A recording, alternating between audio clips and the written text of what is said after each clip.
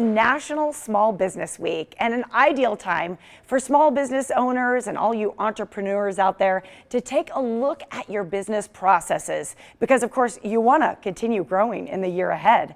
Author, expert, and chief evangelist from HoneyBook, Natalie Frank, joins me now from New York City. Natalie, I'm thrilled to talk to you today about how to build a successful independent business. How are you? I'm doing great. Thank you so much for having me, JJ. Absolutely. There is literally a surge of people right now across the country interested in working for themselves. During the pandemic, there was a significant workforce shakeup. A lot of people realized that the corporate path that they maybe thought they would pursue in their lifetime wasn't as secure or reliable as they had been made to believe. HoneyBook and the Harris Poll conducted a survey, and we actually found that 50% of employed adults in the United States have considered quitting their full-time job to start an independent business. 44% of them considered that in the last year. Now, despite what maybe you might believe going into it, economic uncertainty actually increases somebody's interest in pursuing their own business, in going independent. And once they do, they see their quality of life improved, and on average, they actually make more money.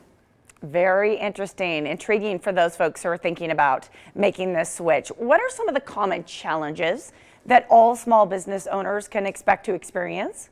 Yes, with the joy of being your own boss, there are challenges that come with it. One of them that we see most prominently is because you get into it, because you're passionate, you quickly realize just how much now falls into your hands, falls on your plate. It's your responsibility. Everything from marketing to sales to customer service, the entire client flow is your responsibility.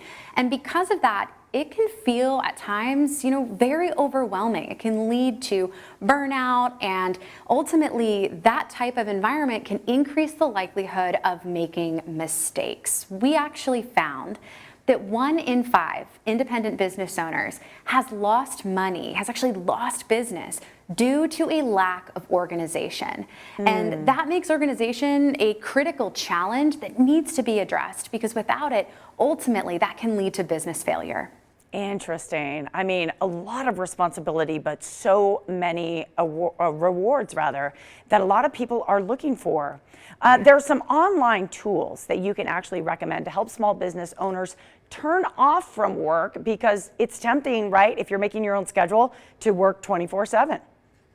Yes, and we hear that all the time. We hear business owners say, I left my 9 to 5 and then I ended up working 24/7 for myself. And we want to avoid that. We don't want that happening to you. And if you're in that boat, first of all, you're not alone, but I do have some tools that can help you out. So when it comes to that, we want to look for tools that help you to streamline and automate as much as possible in your business. And that could be, an all-in-one client management platform that helps you to navigate your client flow, like HoneyBook. That navigates everything from inquiry to invoice, and like we said, streamline, automate, make it as simple as possible.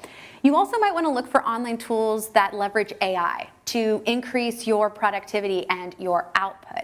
When it comes to these tools, look for things that can help you to streamline communications with clients and ultimately get you out of your inbox and back to doing what you love, that can help you to send professional documents and contracts. That's really important. And then perhaps my favorite, and for many of the business owners listening and watching, their favorite as well, getting paid. You need tools that help you to get paid on time and online.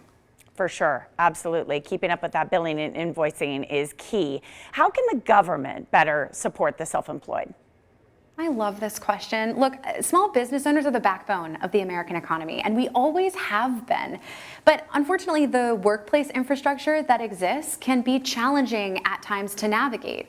You see, things like insurance, healthcare, retirement savings, they're more difficult for self-employed individuals to access than it would be for their corporate counterparts. And because of that, they feel these pains more acutely. 80% of independent business owners say that they wish they had more government support and access to financial assistance and resources. And I'm a mom. I can attest to the fact that affordable childcare in particular, that's a huge challenge that I've faced and many other independents have experienced.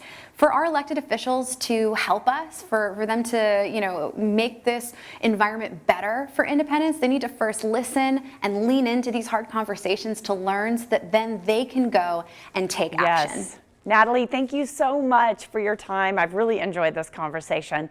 We want people to know honeybook.com is the website to go if you would like to learn more. And thank you so much. It's been really inspiring to reach out to all our